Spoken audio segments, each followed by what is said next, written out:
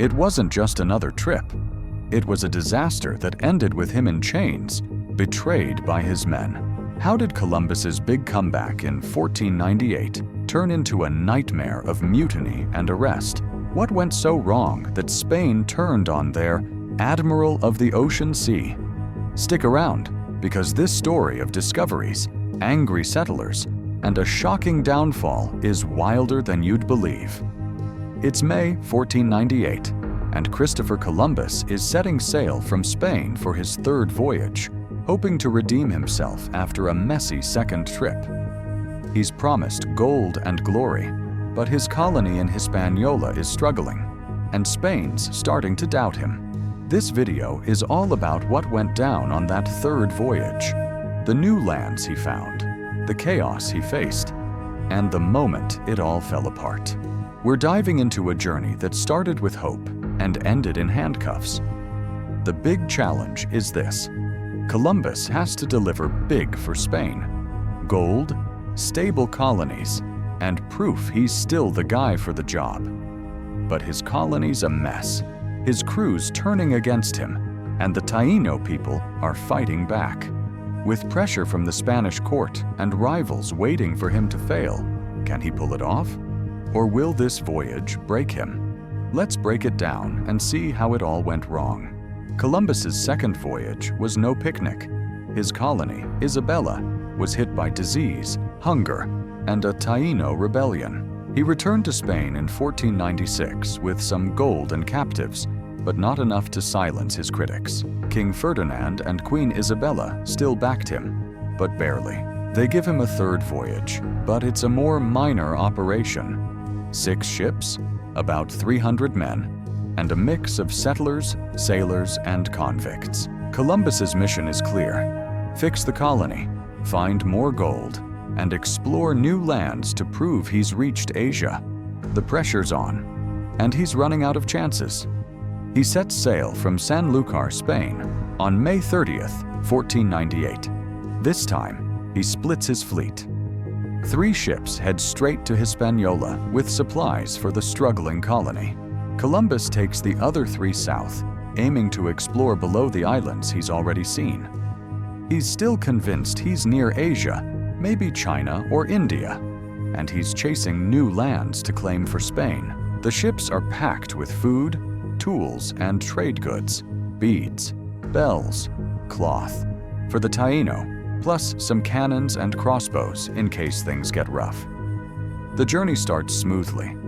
Columbus hits the Canary Islands for supplies, then sails southwest, farther south than before. In July 1498, he reached an island he named Trinidad, off modern-day Venezuela. It's stunning: green hills, rivers, and Taino-like people who paddle out in canoes. Columbus is thrilled. He thinks he's close to the mainland of Asia. On August 1st, he spots a new land, South America, though he doesn't know it. He calls it Isla Santa and sails along its coast, now part of Venezuela. He sees pearl fisheries, lush forests, and rivers so wide he thinks they might be the 4 rivers from the Bible's Garden of Eden. This discovery is huge. Columbus is the first European to set foot on the South American mainland. He explores the Gulf of Paria, trading with locals who wear pearls and gold. They're friendly, offering fish and fruit. But Columbus is obsessed with finding Asia's riches. He writes in his journal that this land might be a new continent or part of Asia's edge, but he's not sure. His maps, based on old books like Ptolemy's, are no help here. He's excited but confused, and his crew's starting to feel the strain of another long trip. Columbus didn't stay long in South America. His health's bad. Arthritis, maybe an infection, and he's worried about Hispaniola. He sails north, arriving at the colony in late August 1498. What he finds is a total disaster. Isabella's abandoned, and a new settlement, Santo Domingo, is barely holding on. The Taino are resisting Spanish demands for gold and labor, and disease has killed thousands of them. Smallpox and other European bugs are wiping out whole villages. The Spanish settlers are no better off, hungry, sick, and fighting each other. The colony's problems started before Columbus arrived. After his second voyage, Spain sent an inspector, Juan Aguado, in 1495 to assess the situation.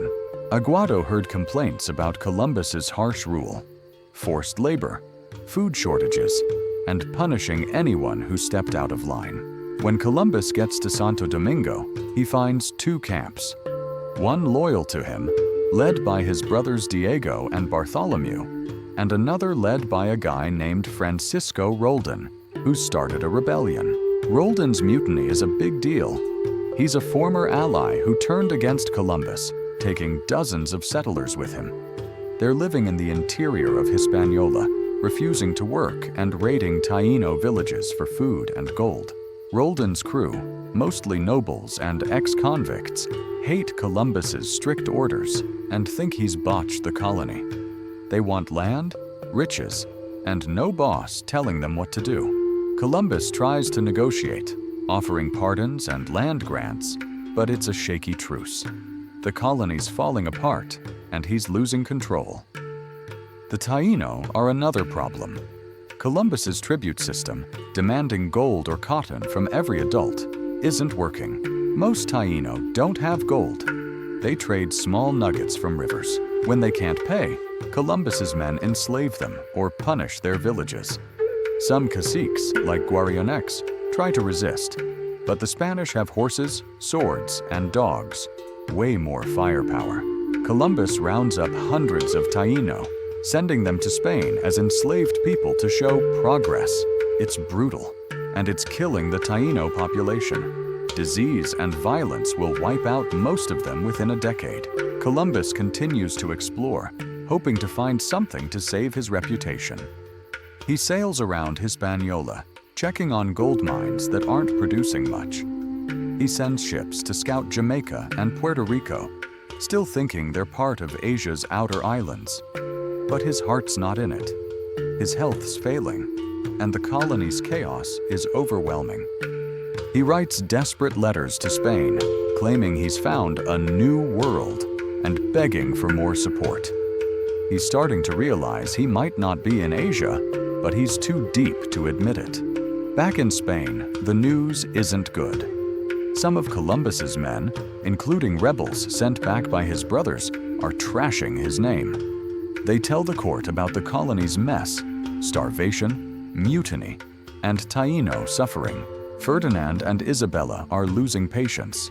They wanted gold and a thriving colony, not complaints and dead captives. In 1500, they sent a new guy, Francisco de Bobadilla, to take charge.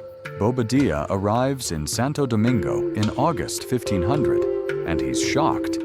Settlers are fighting, Taino are dying, and Columbus looks like a failed governor. The climax hits when Bobadilla arrests Columbus.